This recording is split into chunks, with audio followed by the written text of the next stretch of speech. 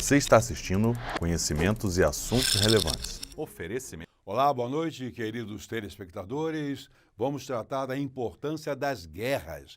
Guerras são coisas importantes? Sim, não pelo fato dela destruir, não pelo fato dela levar morte às famílias, nada disso, mas pelo desenvolvimento que elas propiciam. Muitas coisas boas vêm das guerras, muitas invenções para a saúde, para a tecnologia, etc. O mundo não seria o mesmo não fossem as guerras. Claro, nós não estamos fazendo apologia às guerras, não achamos que elas sejam maravilhosas, mas temos que tirar delas as coisas importantes para o desenvolvimento da sociedade. É isso exatamente que você, meu querido telespectador, verá neste programa. Muito obrigado. Você está assistindo Conhecimentos e Assuntos Relevantes.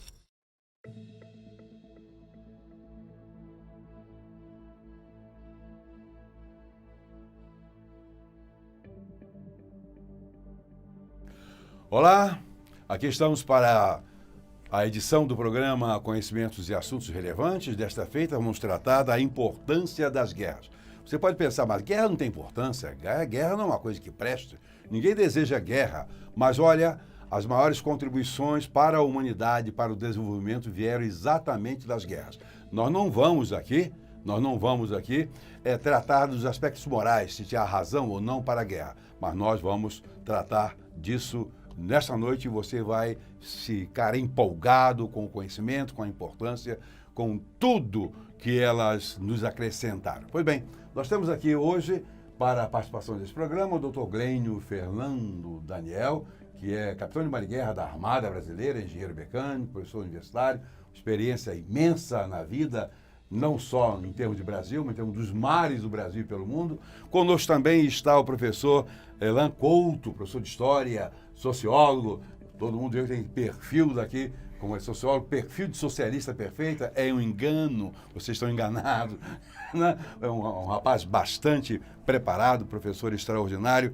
E Glênio, boa noite, muito bem-vindo. Boa noite, telespectadores. É uma satisfação estar aqui nesse programa. Espero contribuir para o conhecimento de todos. Elan? Boa noite.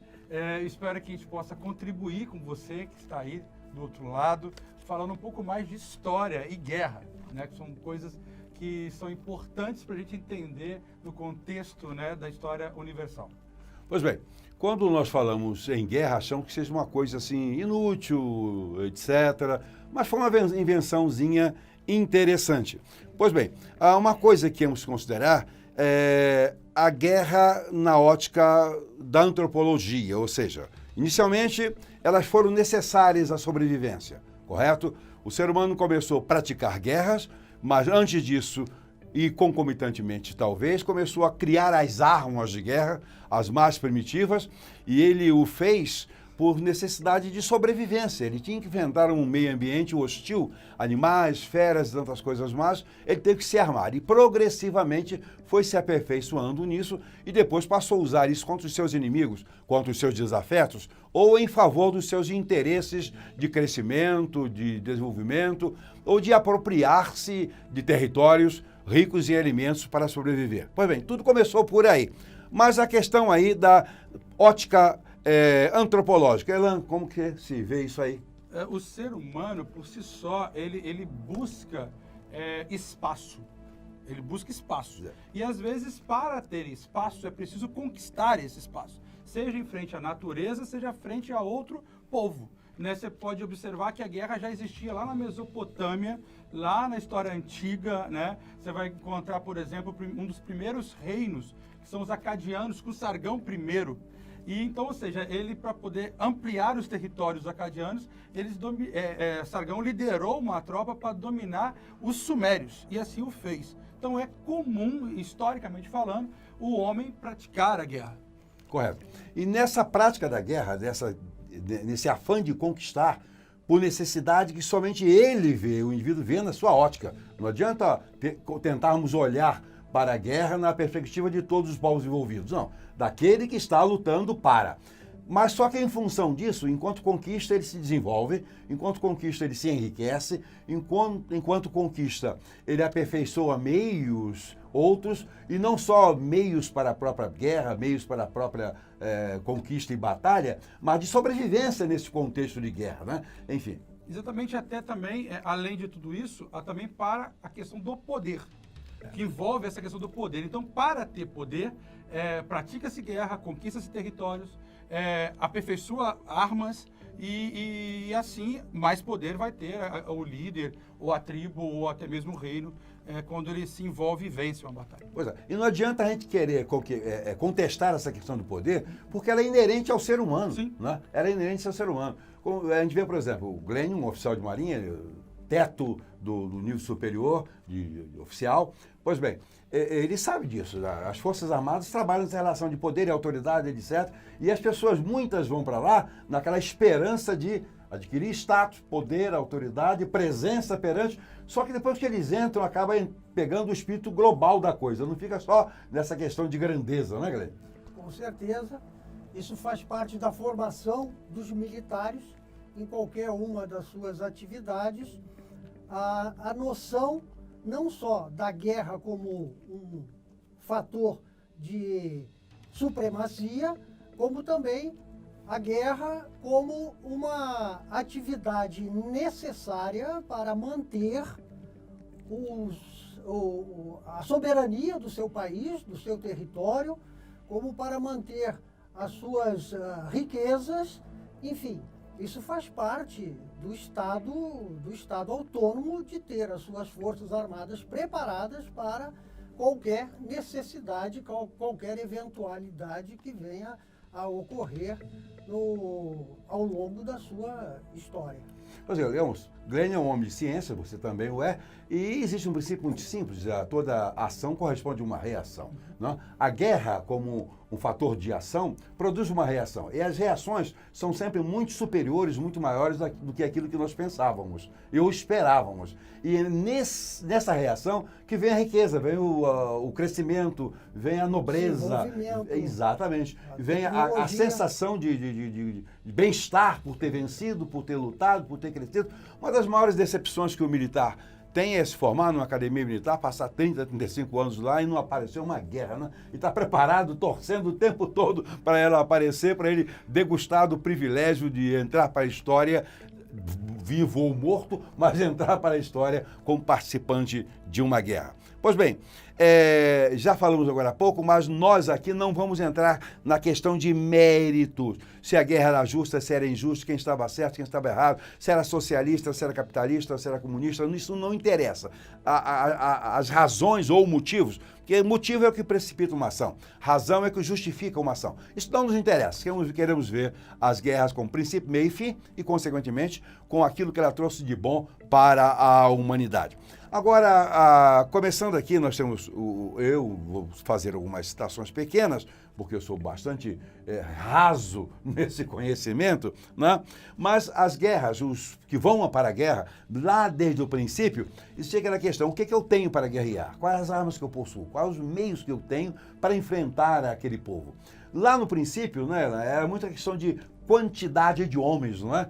Você tem alguma lembrança de interessante? Pois é, a gente pode, eu estava lembrando aqui de algumas batalhas importantes. Por exemplo, o domínio de Alexandre Magno, Alexandre o Grande, quando depois que o seu pai domina a Grécia, que tinha o apogeu, e passou por uma guerra chamada Guerra do Peloponeso, né, entre as principais cidades gregas, Esparta e Atenas. Cidades-estados, não é? Sim, sim. E aí o que acontece? Quando Alexandre começa a expandir, ele começa a criar táticas de guerra, de surpreender o inimigo, e assim ele conseguiu fazer um domínio territorial gigantesco para a sua época. Talvez seja um dos maiores impérios que o mundo já viu, né, em termos de território, de homens e de cultura, até porque se a gente for analisar antropologicamente falando, a cultura brasileira deve muito à cultura grega, e a cultura helenística, né, veio para nós, de certa forma, chegando os romanos e depois chegando a cultura latina até Portugal, que vai chegar a nós. Então nós temos uma ligação direta com isso.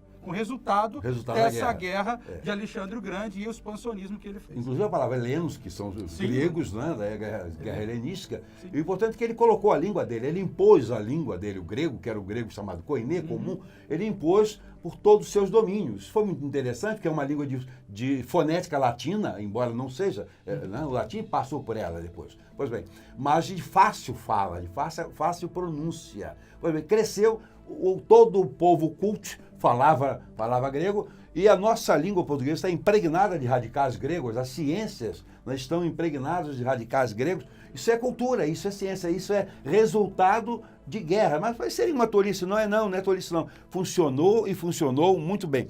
Mas ainda nesse terreno de recursos, que a quantidade de homens era significativa, um exército grandioso. Mas muitos países ganharam guerra com um contingente bem menor do que o inimigo, né? Enfrentando uma desproporção absurda.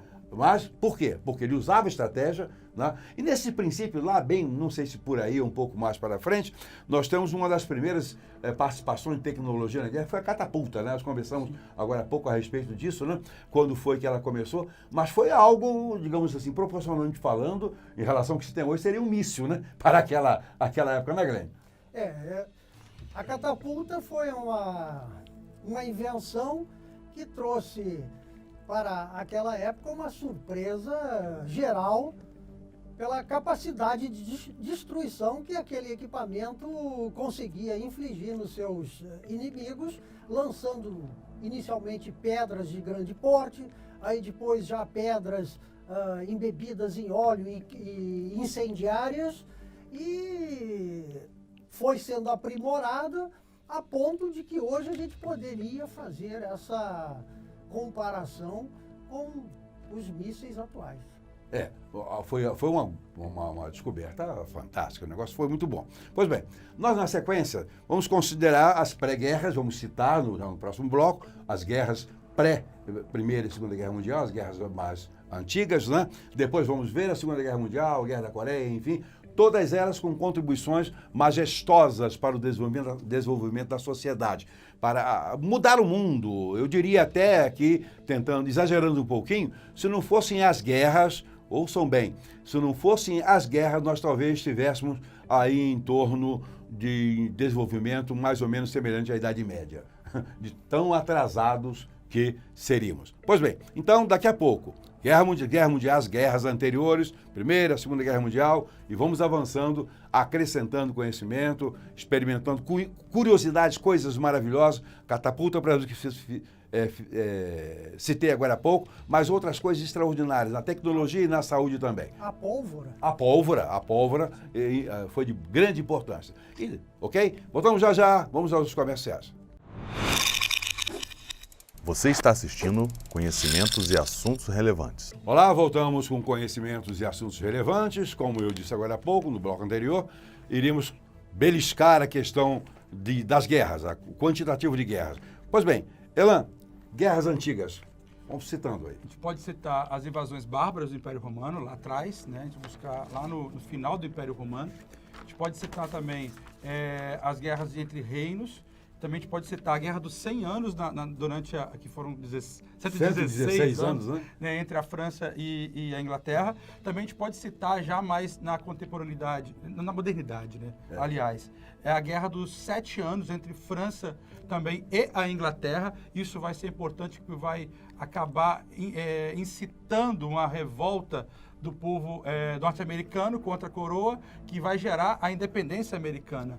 Por causa da questão da quantidade de impostos para suprir os custos com a guerra, e automaticamente vai gerar uma insatisfação, podemos dizer assim, do povo americano. Importante ver quanto isso foi benéfico para o mundo, né, Glenn? Com certeza, isso foi uma contribuição para a humanidade, porque as armas foram sendo aperfeiçoadas. E eu gostaria de acrescentar aqui, citando um fato importante que provavelmente muitas pessoas não conhecem, que por ocasião da Guerra do Paraguai, a Marinha Brasileira chegou a ocupar o segundo posto no contexto internacional, tá? Somente perdendo para a Marinha Inglesa. E a Guerra do Paraguai, ela efetivamente ocorreu devido a um avanço, de uma invasão das tropas paraguaias à região do Rio Grande do Sul. Então, em resposta, a Tríplice Aliança se formou entre Argentina, Uruguai e o Brasil e derrotaram o Paraguai naquela ocasião. Mas o avanço tecnológico já para aquela época foi significativo em termos de equipamentos navais. Interessante, eu posso garantir, não houve uma guerra sequer que não tenha deixado resultados positivos, né? Nenhuma, né? Todas elas deixaram resultados positivos para a humanidade, não, Helena? Naturalmente, a gente olha para a guerra mais pelos resultados de perda humana. É. Por isso que, naturalmente, a gente acaba olhando para a guerra com um olhar do tipo, teve muita perda, muita baixa, né? Como usa o termo, né?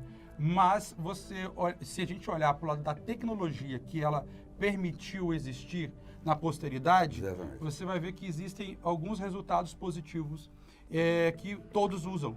Então, assim, até hoje a gente usa tanta coisa que foi fabricada para a guerra. Em comparação, eu vou expressar aqui alguma coisa, fica até desagradável, meio esquisito, porque quem tem um parente que morreu na guerra.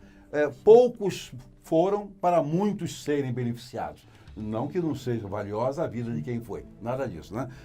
Poucos morreram, e poucos em relação a quantos estão desfrutando. Mas veja bem, quando você citou a questão de perdas, até a corrida espacial, hoje se tem uma tecnologia no mundo maravilhosa em função da expansão aeroespacial das viagens interplanetárias. Embora não tenha sido ainda interplanetária, mas pelo menos as viagens espaciais, quantos astronautas morreram, quanta gente, né? Esses ônibus espaciais, um deles subiu bonitinho, foi todo mundo, etc. Quanta gente pereceu. Mas o resultado dessas pesquisas, o quanto tem abençoado a Terra, usemos uma linguagem aí mais do nosso eixo. Bem, mas nesse aspecto aí, ganhos diretos e ganhos indiretos. Tecnologias, saúde, pesquisa, a motorização, tanques, lagartas, submarinos, Glênio. Aqui nós chegamos na Primeira Guerra Mundial. A Primeira Guerra Mundial foi caracterizada por uma série imensa de novas tecnologias. Por exemplo, o cavalo não foi mais usado. Ainda bem, coitadinho. Foi a motorização pela primeira vez apresentada numa guerra, foi na Primeira Guerra Mundial. Ali surgiram os primeiros tanques, ali surgiram armamento leve, a metralhadora foi aperfeiçoada, o submarino foi usado como um elemento surpresa e com uma tecnologia já bastante avançada, obviamente não igual ao da Segunda Guerra Mundial, mas os submarinos já tiveram a sua participação na Primeira Guerra Mundial. Nós também tivemos, por ocasião da Primeira Guerra Mundial, a chamada Guerra das Trincheiras. A Guerra das Trincheiras trouxe de forma coadjuvante o uso do arame farpado. O uso do arame farpado que hoje nós temos em todas as fazendas e roças ao longo do mundo inteiro, ele foi descoberto, foi patenteado um pouquinho antes, em 1873, mas ele teve uma aplicação imensa na Primeira Guerra Mundial, devido à necessidade de se proteger as trincheiras. E aquele que quisesse invadir as trincheiras, ele teria que passar pelo meio desse arame farpado. Rastejando era impossível, ele tinha que pular. Para pular era bala. No momento que ele levantava a cabeça, Já era. infelizmente... Interessante. já. O arame farpado está até hoje aí. Alguém vai, mas isso é de pouca importância. Quer ter uma fazenda? Você quer criar boi? Se não existisse o arame farpado, o que você ia fazer? Ou roubariam a todos, ou nenhum boi ficava ali para dar boa vida para você, certo? Pois bem, são coisas que parecem pequenas, mas tem coisas pequenas de importância magnífica, né? Além da questão do arame farpado, máscara de gás, etc.,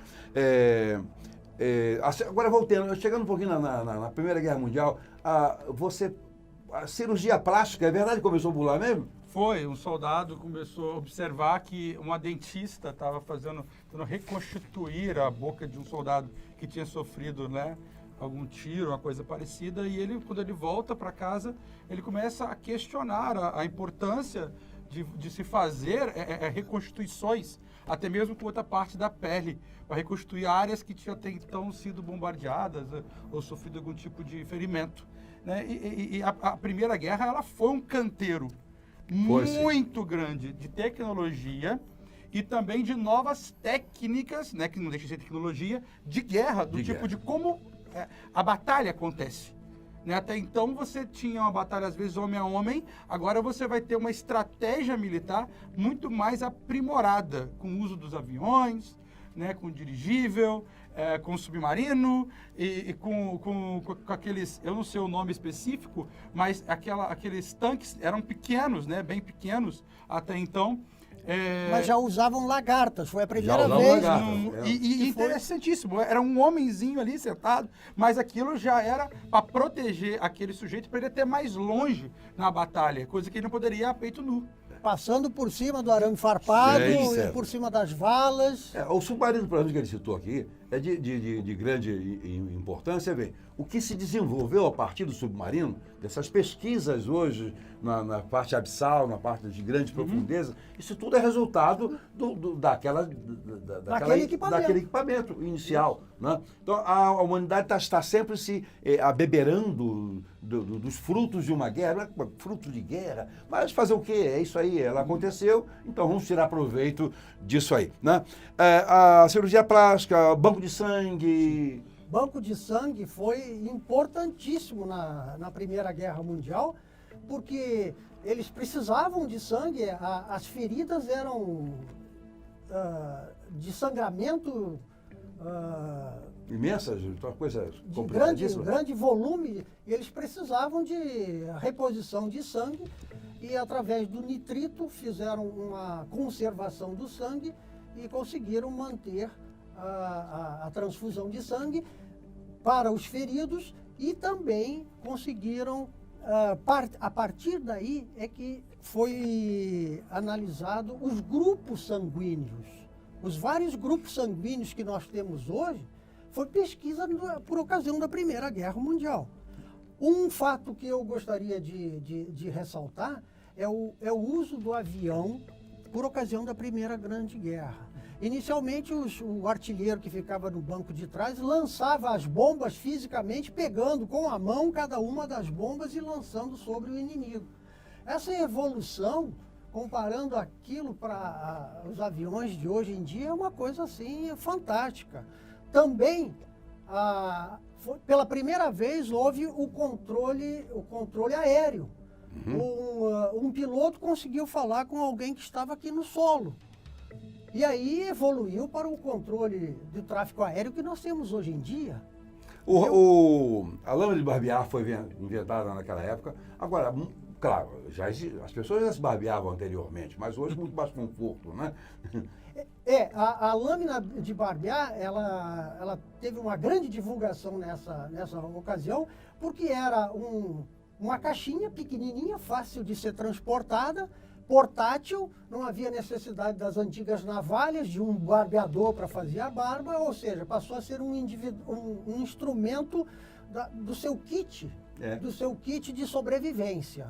Outro item importante, que até acabou vindo a ser utilizado pelo sexo feminino, foram as ataduras para controlar essa quantidade imensa de sangue que os feridos perdiam através de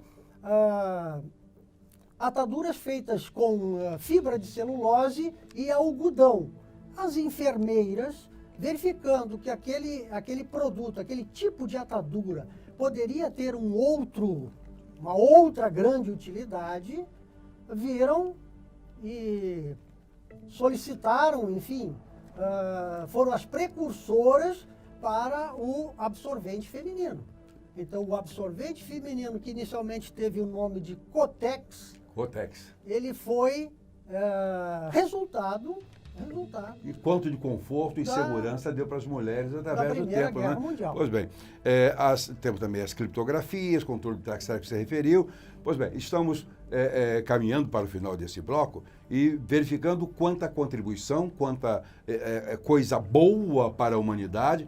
Teve um custo, tudo nessa vida tem custo, tudo nessa vida tem perda, mas a verdade é que somente as cirurgias plásticas, eu estou até pensando em fazer uma. Quando eu olho de perfil, eu estou com excesso de paposidade aqui, né? Umas marcas aqui que me incomodam um pouquinho. Se em qualquer programa desse eu aparecer aí bem mais jovem, é que eu acertei as contas com o cirurgião plástico, já está escolhido, já está tudo preparado, já sei como vai ficar a minha fisionomia, eu vou rejuvenescer aí uns 30, 40 anos, não só na fisionomia, mas também no espírito. Vocês podem estar certos disso, que vai dar muito certo. Graças à Primeira Guerra Mundial. Graças aqui na Guerra Mundial. Então, que beleza ocorreu a Segunda Guerra Mundial. Daqui a pouco mais nós voltamos. Muito obrigado. Você está assistindo Conhecimentos e Assuntos Relevantes. Olá, voltamos com conhecimentos e assuntos relevantes. Agora vamos para a Segunda Grande Guerra Mundial. Que beleza. Segunda Guerra Mundial, Elan, vamos lá. É uma guerra que vai de 39 a 45, né? E envolve muitos países, né? Ou seja, boa parte do mundo foi representado na guerra, inclusive o Brasil. E essa guerra se deu principalmente por uma questão de revanchismo alemão, né? Lembrando que depois da Primeira Guerra Mundial, a Alemanha foi acusada de ser a grande responsável, e o Tratado de Versalhes impôs uma série de coisas para que a Alemanha tivesse que fazer, por exemplo. Sitiou a Alemanha, né? Basicamente, eles tiveram que diminuir a questão de tropa, produzir pouco armamentos de guerra. Perderam toda a marinha. O território, né, diminuiu um pouco. A marinha foi dizimada. E tinha que pagar indenizações, não pagou, mas estava lá no acordo. E com isso você vai formando novamente alianças quando a Inglaterra invade, por exemplo, a Áustria em 38. Com isso, as grandes nações ocidentais ainda ficaram apenas observando o que estava acontecendo, mas só vai mesmo ficar atento quando a Alemanha invade a Polônia. Aí sim a guerra começa a acontecer, o que envolve a França, envolve a Inglaterra, vai envolver a Rússia, né, e outros países no futuro. Eu vou fazer uma correção. Por favor. Vou fazer uma correção que eu acho que você disse, pelo menos eu entendi assim, de que a Inglaterra invadiu a Áustria. Não, foi a Alemanha. A Alemanha invadiu a Áustria. Isso. Foi no ímpeto da fala. Sim. Não tem problema, um invadiu o outro invadiu um, ficou tudo empatado e os dois se ferraram. Pagaram um preço muito alto com a história. Bem, mas a Segunda Guerra Mundial foi uma guerra de grande expansão na área tecnológica, aperfeiçoamento de tudo. O submarino, por exemplo, primeiro era um balão submerso, perigoso para danar, depois evoluiu. Tem países ainda usando os submarinos da Primeira Guerra Mundial. Tem países por aí com alguns deles ainda. Da Segunda Guerra Mundial. Pois bem, mas muitas coisas vieram e como consequência, abençoaram o mundo, diríamos assim. A palavra abençoar não está muito bem colocada, não. Aquilo que o pessoal, em geral, considera maldição, eu traduzo nessa perspectiva como pelos seus resultados positivos. Nós vimos aí a questão dos helicópteros, por exemplo. Eles surgiram na Segunda Guerra Mundial. Os helicópteros foram usados pela primeira vez na Segunda Guerra Mundial, mais como elementos para observação do inimigo e para transporte de ferido. Ele não foi uma arma como ele é hoje em dia, vetor de mísseis, enfim. Ele foi apenas para observação e transporte de evacuação aeromédica, vamos chamar assim. Pois é bem, mas o helicóptero está aí, prestando todo tipo de serviço, certo? Inclusive o bélico, existe a maior quantidade de helicópteros no mundo prestando serviço para a humanidade, está aí. A polícia utiliza, o corpo de bombeiro utiliza, certo? Os transportes aeromédicos do mundo inteiro hoje é feito por... São Paulo tem uma das maiores frotas de helicópteros, do mundo para transporte de executivos. Enfim, é mais um equipamento oriundo de onde? Da guerra. Da cidade da guerra, né? Helicóptero. Agora tem uma coisa interessante, nós vimos aí até uma imagem de um aparelhozinho, que é dispositivo de visão noturna, né? A visão noturna foi um equipamento, inicialmente com um peso de aproximadamente 2 quilos, 2,5 kg, que os alemães aperfeiçoaram através de um foco de luz infravermelho e era adaptado nos fuzis, e com isso o soldado era atingido à noite e não sabia nem da onde que veio, como, porque as forças aliadas não tinham esse conhecimento. E, inclusive, esse equipamento foi apelidado de vampiro, porque ele atacava à noite e vinha sem... Ninguém soubesse a origem dele, onde ele estava. Fazia só o estrago. O estrago. Mas de lá para cá, ele passou a ter utilidade, as mais variadas. Todo mundo domina essa tecnologia, mas inicialmente ela veio dos técnicos e dos cientistas alemães. Os computadores também vêm de lá? Teve um início lá? Sei lá, depois do Grêmio. É questão de informação, ou seja, são novos aparelhos criados para servir dentro do estado de guerra, né? Porque nesse momento você precisa de se informar em onde a tropa está posicionada, então automaticamente começa a surgir novas tecnologias para estar a serviço dessa confecção e do desenrolar da guerra. Então, ou seja, vai começar a acontecer algumas construções tecnológicas e que vai incluir futuramente o que nós conhecemos aí como computador. Há um aparelhozinho, Glênio, válvula de magnetron, né? Essa válvula era de quê? Essa válvula, a válvula magnetron era um equipamento que foi criado para gerar micro-ondas. Gerar micro-ondas. Chegou na minha cozinha.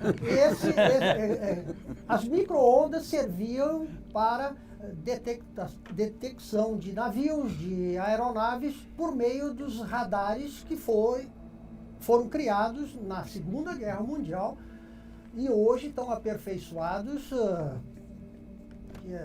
com um alcance inacreditável.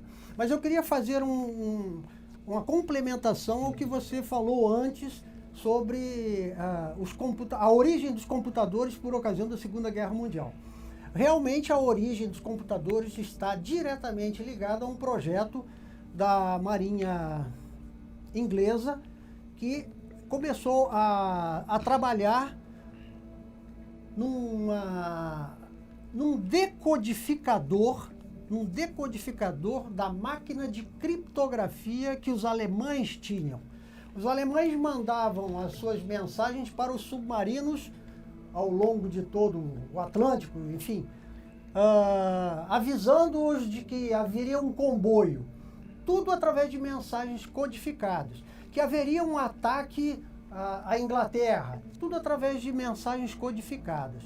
E os ingleses começaram a trabalhar e criaram o Colossus, que foi, vamos dizer assim, o primeiro computador, se é que podemos chamar de computador, mas foi esse equipamento que conseguiu decifrar a criptografia dos alemães. A partir desse momento, a guerra teve uma inflexão favorável aos aliados, porque as mensagens trocadas pelos alemães já não eram mais segredos. Talvez o nome não veio daí, mas teve aqui um insight, lembrei de uma coisa. Deve ter dado uma grande dor de cabeça aos ingleses fazerem isso daí, o nome de computador. Pois bem, mas está por aí, né? Pois bem, mas não foi só isso, né? O americano bebia Coca-Cola, a Coca-Cola não chegou muito lá na Europa, estava um problema sério. Os alemães tiveram uma ideia genial. Qual foi? Isso foi uma curiosidade que eu não conhecia, não sabia. Nem disso, eu. Entendeu? A Fanta, exatamente com esse nome. Fanta, Fanta, que nós temos como refrigerante aqui no Brasil, foi um projeto alemão para substituir a Coca-Cola, que era muito consumida na Alemanha, e eles precisavam ter um refrigerante digno do Führer, entendeu? E então foi criada a Fanta, que inicialmente tinha sabor de maçã.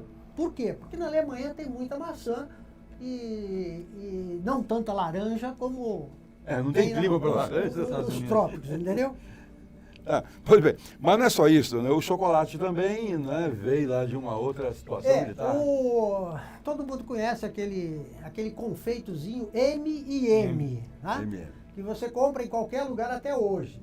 Inicialmente, ele foi na guerra, na Revolução Espanhola. Ele foi, vamos dizer assim, testado lá e depois, na Segunda Guerra Mundial, ele foi colocado na ração dos combatentes como uma forma de enviar grande quantidade de calorias dentro de um pacote relativamente pequeno e que não derretia, não deteriorasse.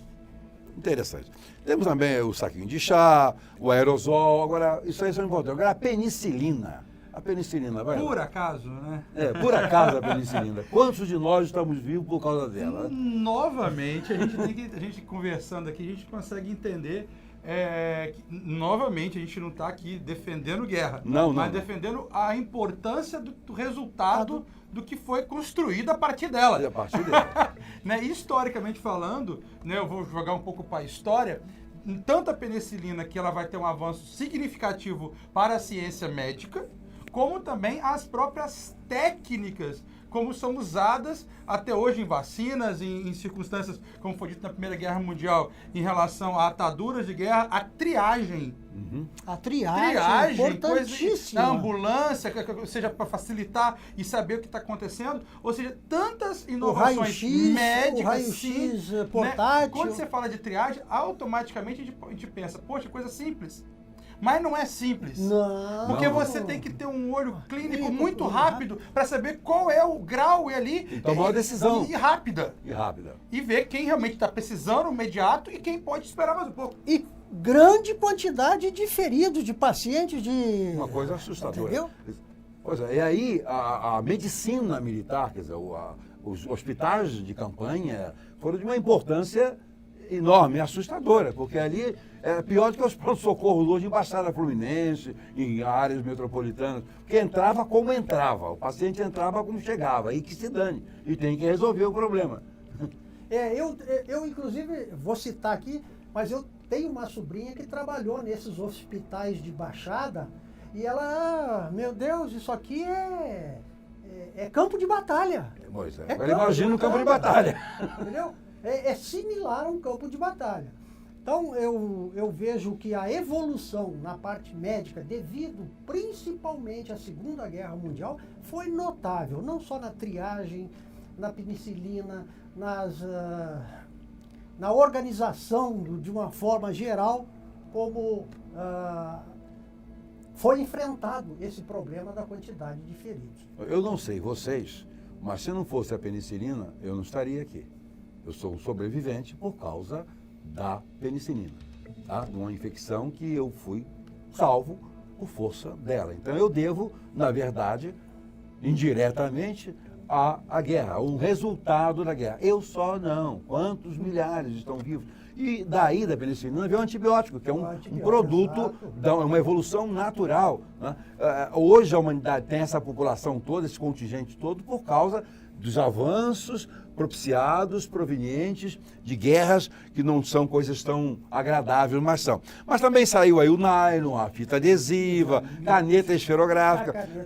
Exatamente, para os pilotos anotarem que a caneta inteira não era possível. A gente não pode esquecer da bomba atômica também. A bomba atômica mudou, não pode esquecer. Né? Pois é. Mas só que nós estamos chegando ao final, daqui a pouquinho voltamos já, vamos para os comerciais.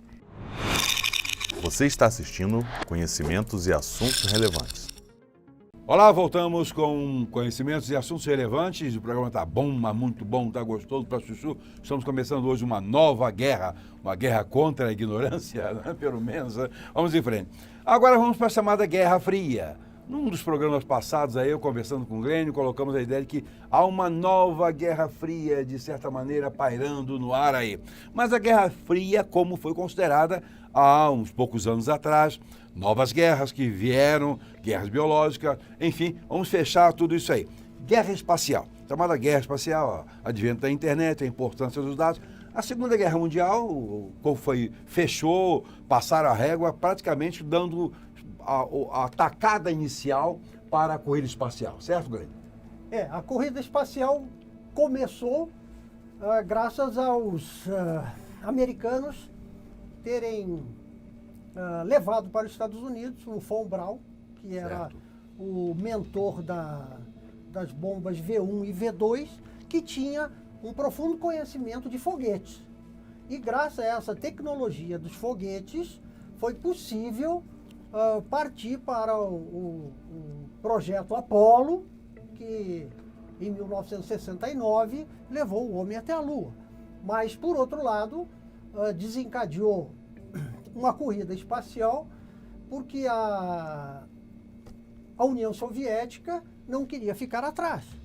Então, o Sputnik foi o primeiro vetor lançado pelos russos e os dois países travaram uma disputa ferrenha para obter o domínio do setor espacial. Né? Não só espacial, como também das armas atômicas. As armas atômicas dependeram fundamentalmente da corrida espacial, né? Porque as bombas atômicas e as bombas dependiam sempre de aviões, né, para o seu lançamento. Agora não, vai. Interessante que a Guerra Fria, né, ela já inicia com o fim da Segunda Guerra Mundial. Ela inicia ali. Ainda em 45, porque Já. quando os americanos tampam as bombas atômicas em Hiroshima e Nagasaki, em questão de dias, né, diferença de uma para outra, mais de 200 mil pessoas morreram naquele ataque. Você já percebe que era um aceno americano. Olha o que nós temos.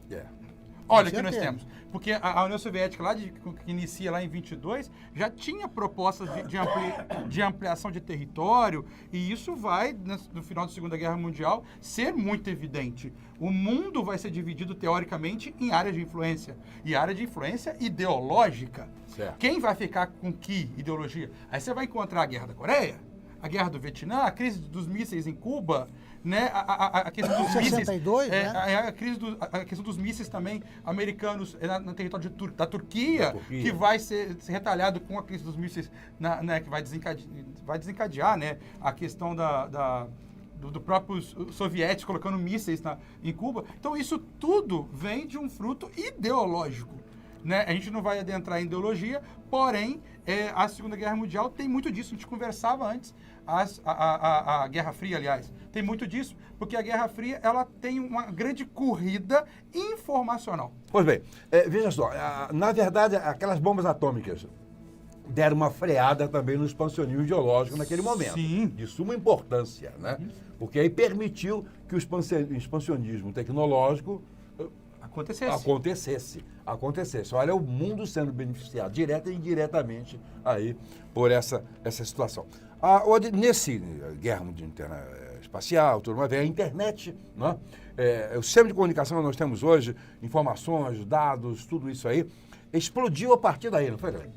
Com certeza a tecnologia avançou de uma forma significativa, porque haviam dois países, duas grandes nações em disputa da supremacia. Para obter isso, os investimentos foram assim incalculáveis. Volumosos, né? Volumosos, incalculáveis, e a ponto de os Estados Unidos inicialmente criarem o sistema de GPS, que hoje nós usamos, para fins militares. Tá? Somente no ano 2000 é que isso foi liberado. foi liberado para uso civil. Anteriormente, era uso militar. E com uma precisão muito maior do que essa que a é gente tem, liberada hoje. é. Das minhas pesquisas, eu tomei conhecimento, falando um pouquinho mais sobre o GPS, que a China já tem o seu sistema próprio e o sistema Galileu. Esse provavelmente vai ser muito utilizado, o sistema Galileu da Europa, proporcionará a condição daquele que está usando o sistema se comunicar com o sistema, entendeu? Então, se você tiver uma emergência, vamos simular aqui, uma emergência em alto mar ou no meio do deserto, e você se utilizando desse sistema Galileu, você vai conseguir mandar uma mensagem lá do teu carro dizendo que você está numa situação crítica, precisando de socorro. Ou seja, uma utilização da tecnologia já inteligente, já está Isso tornando aí, tremendamente inteligente, né? É a evolução dessa tecnologia advinda. Mas por quê? tanto o Galileu quanto o GPS, quanto os outros que já foram inventados, que nós sabemos sempre de um pouquinho, né? O copo está bem cheio, né? Tudo isso depende dos satélites. Com certeza. Tá? Certeza. Só o Tem GPS utiliza uma quantidade enorme de satélites estacionários em torno da Terra. são 32. Tá vendo? São 32 satélites, sendo que 28 são utilizáveis e 6 ficam em reserva para qualquer necessidade. Pois bem. Não haveria o GPS se não tivesse em 65 sido criado o relógio atômico. O relógio atômico. Sem o Nós relógio teremos atômico, um programa sobre relógio atômico só aqui. Vamos acabar com o mundo, mas teremos aqui um programa especial sobre relógio atômico. Pois bem, mas essa questão dos satélites, GPS e tudo mais, deságua, você assiste um jogo de futebol do seu time aqui no Brasil, jogando lá no outro lado, lá no Japão, você vê em tempo real. Isso não existia. Não, Isso não existia. Isso né? é tudo fruto dessa tecnologia. Exatamente. Mas essa tecnologia não fica só no jogo de futebol. Um cirurgião lá nos Estados Unidos opera uma pessoa aqui no Brasil. Há quase 4 anos atrás eu fui operado no Brasil, o cara estava perto de mim, mas ele estava a 30 metros. O médico estava a 30 metros de mim. Poderia estar a 3 mil quilômetros. Porque o instrumento que ele usou, ele poderia operar de lá. Interessante, poderia operar de lá, ele poderia manuseando de lá e me operar aqui. Isso já é feito. Então, essas contribuições... Novamente, a informação. É. Informação. A espionagem. Gente, a espionagem tanto do lado da KGB quanto da CIA, e isso vai gerar assim, até fruto cultural interessantíssimo, porque os filmes de espionagem são maravilhosos. São. E nos leva a um universo que, naturalmente, a gente só vê em filmes, talvez, mas muito daquilo que a gente, às vezes, assiste... Está se tornando realidade. Filmes. Ou seja, quando você vê nos dias de hoje a quantidade, o senhor citou dos satélites, a quantidade de possibilidade de espionar um sujeito em qualquer lugar do mundo. Isso gera até, teoricamente, um pavor no cidadão comum, mas isso já é antigo. Sim, já é antigo e vai se tornar cada vez mais presente na nossa vida.